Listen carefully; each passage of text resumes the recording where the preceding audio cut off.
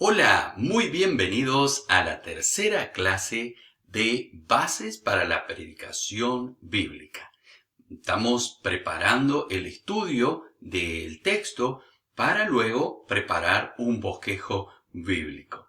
Ya hemos visto la observación, pero vamos a hacer un pequeño repaso acerca de las dos clases anteriores que hemos tenido.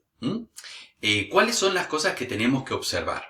Tenemos 16 cosas fundamentales, básicas, que tenemos que analizar del texto. Estas son palabras repetidas, frases, ideas y temas. Luego, las palabras claves, quién, personas, personajes, grupo de personas, cuándo, elementos de tiempo, tiempos verbales, dónde, la localización geográfica, los contrastes, también las comparaciones, si hay mandamientos, promesas, advertencias. El 9 tenemos oraciones condicionales o promesas condicionales, conjunciones, ambiente, humor y emoción en el texto. También vemos figuras del lenguaje, listas, ilustraciones, sentencias enfáticas y progresión. Muy bien, esto es lo que hemos observado. Dijimos que la base son la observación, la interpretación y luego la aplicación o la puesta en práctica. Muy bien, vamos a seguir avanzando y llegamos hoy a la página 12 de nuestro manual, donde tenemos la interpretación. Y aquí tenemos que poner mucha atención. ¿Qué significa interpretar? Interpretar no quiere decir lo que yo entiendo del texto o lo que otra persona puede entender del texto. No. Es básicamente qué significa el texto o qué significaba para la audiencia original. Y esto lo voy a repetir y lo voy a recalcar porque es la definición de interpretación. ¿Qué es interpretación? Es buscar el significado del texto bíblico para la audiencia original. Entonces, ¿cómo descubrimos esto? Bueno, por medio de algunas preguntas importantes. Hemos dicho que el método inductivo de estudio bíblico es un método que se basa en las preguntas. Preguntarle al texto permanentemente. Ahora, ¿cuáles son esas preguntas? Es preguntarnos a quién fue escrito este texto, principalmente. O a quién fue dicho estas palabras, o este discurso, o esta profecía. A quién fue dirigido este mensaje, básicamente. Básicamente tenemos que existe una audiencia la cual recibió este mensaje. Entonces, ¿cuáles son las preguntas? ¿Quién es la audiencia original? ¿Qué es la situación cultural o cuál fue la situación cultural, política, social, geográfica de la audiencia original?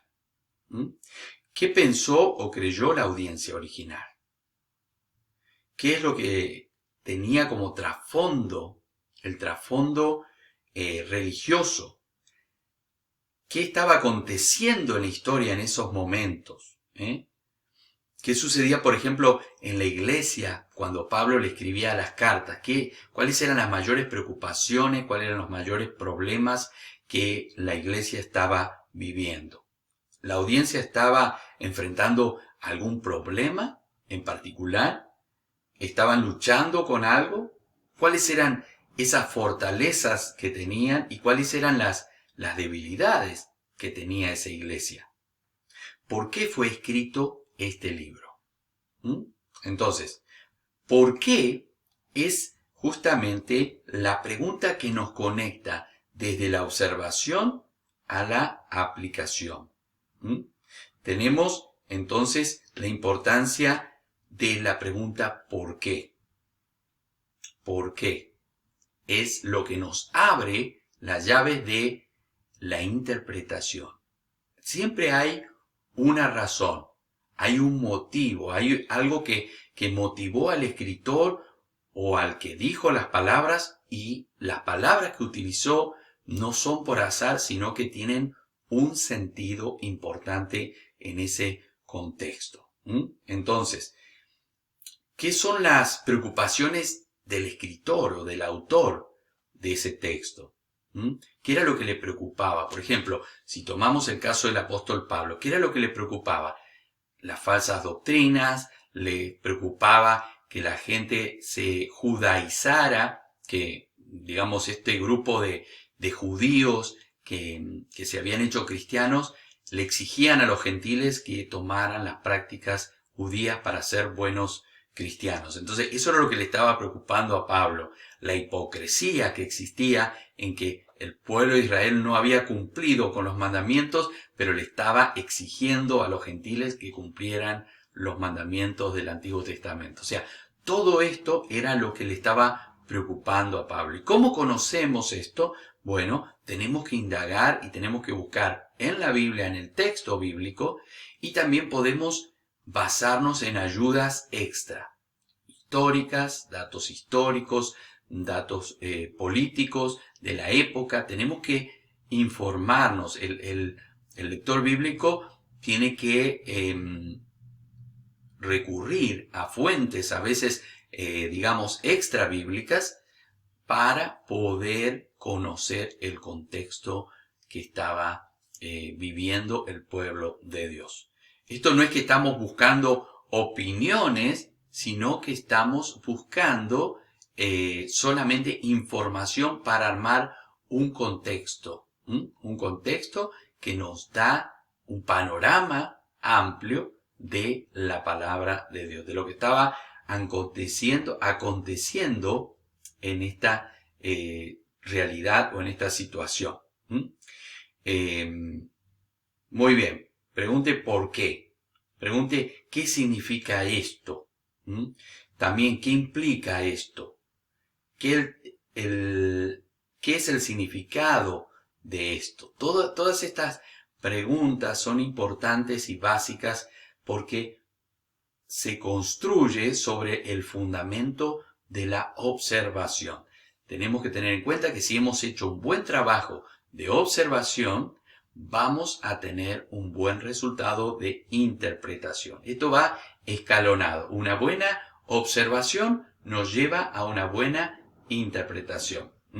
Y como viceversa, o sea, como consecuencia, nos va a llevar a una buena puesta en práctica o la aplicación del texto. Que eso es el capítulo próximo que vamos a estar viendo.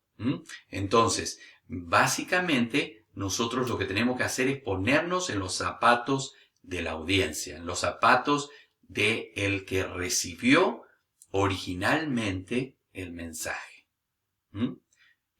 Al entender eso, al poder explicarlo, primero comprenderlo nosotros y después explicarlo también a nuestra audiencia. Cuando nosotros estamos predicando, cuando estamos enseñando la palabra de Dios, tenemos que explicar, por ejemplo, quiénes eran los fariseos, quiénes eran los saduceos, qué diferencia había entre estas dos escuelas judaicas, también los celotes, quiénes eran.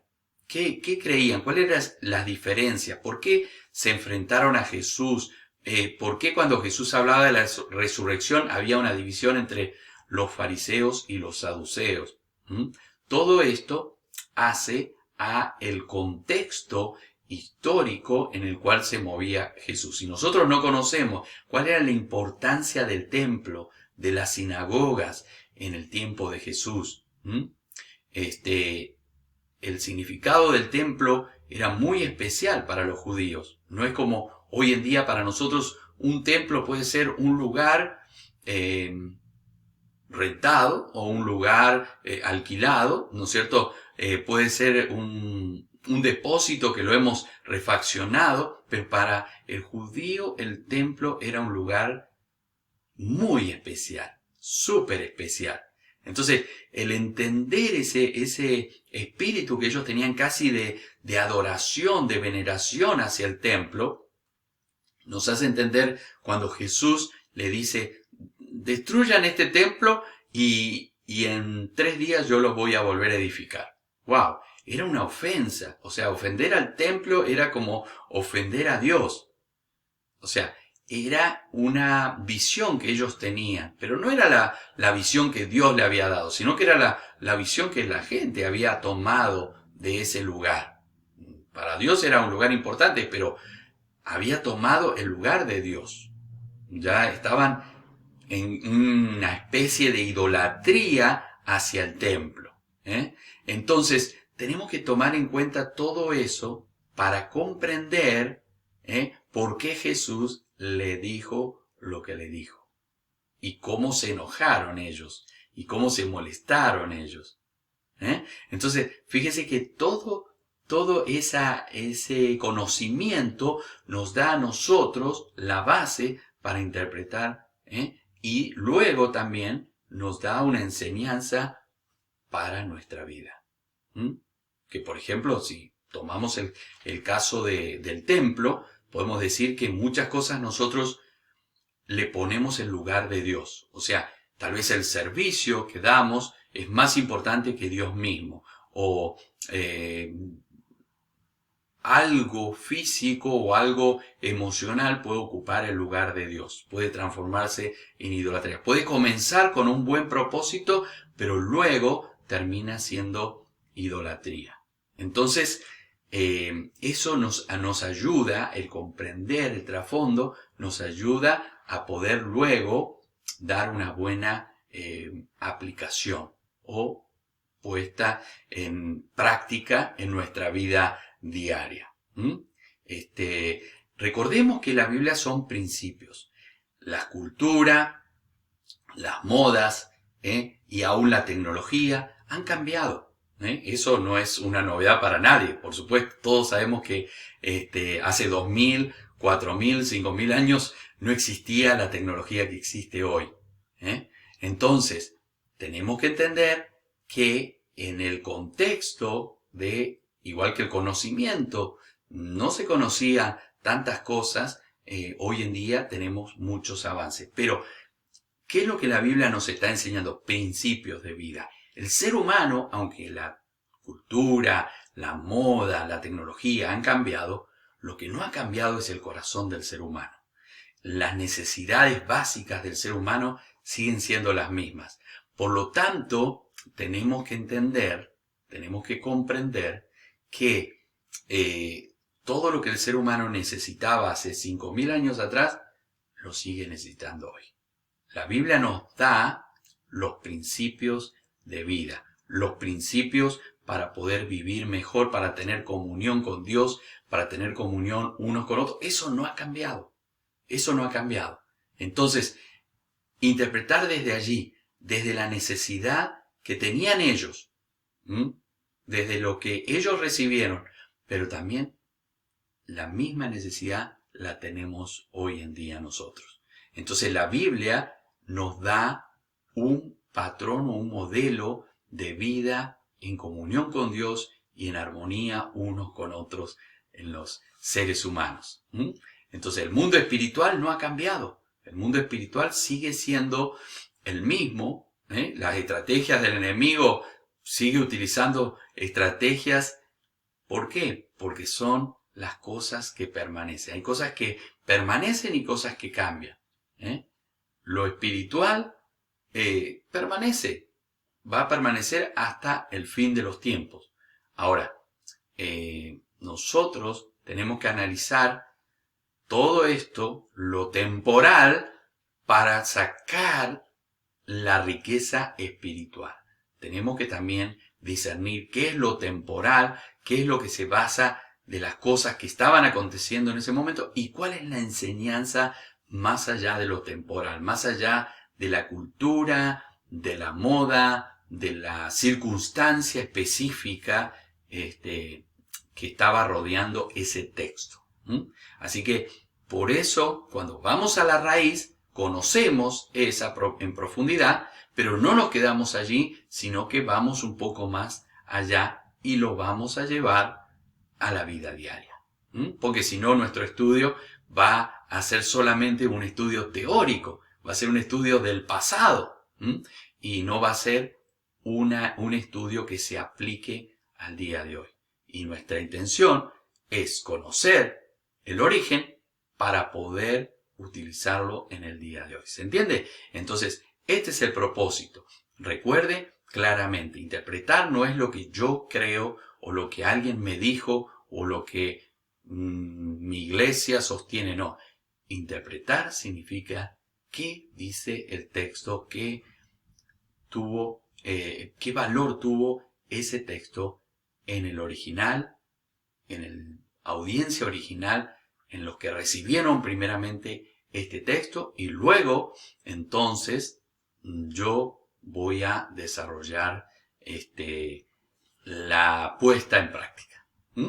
Entonces espero que esto quede bien claro para poder avanzar en nuestro próximo paso, que va a ser la aplicación, que va a ser el poner en práctica todo este conocimiento. Hay mucho material, existe material que está disponible y yo voy a estar compartiendo algunos títulos de libros que usted puede comprar o conseguir, ¿no es cierto? También hay recursos gratuitos en el internet que usted puede consultar para poder analizar. Cuidado, tenemos que tener entonces cuidado en cuanto a lo que son hechos o opiniones. En cuanto a hechos, son datos, son información pura y dura, como decimos, ¿no? Es una información de lo que acontece.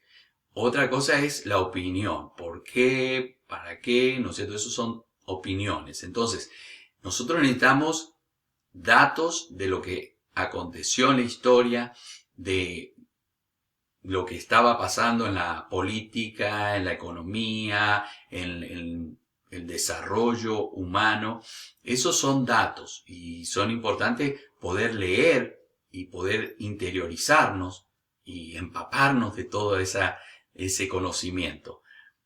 Luego hay otros comentarios que hablan más específicamente de la opinión, de interpretar dándole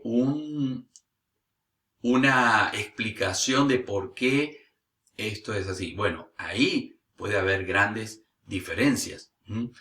Cada iglesia, cada denominación o cada congregación puede tener diferentes puntos de vista, pueden tener su opinión y ahí podemos diferir, ¿no? Por ejemplo, vamos a dar un ejemplo claro. Pentecostés. Sabemos que bajó, descendió el Espíritu Santo. Ese es un hecho.